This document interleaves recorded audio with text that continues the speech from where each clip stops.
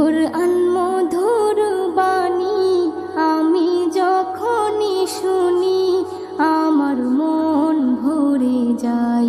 শোনো মুমিন মুসলমান, পড়ে দেখো না কুরআন, কত শান্তি পাওয়া যায়।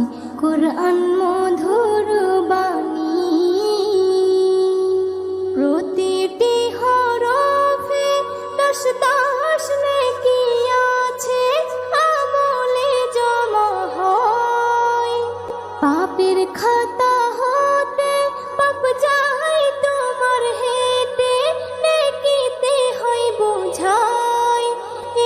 এমন বরকতময় মেলে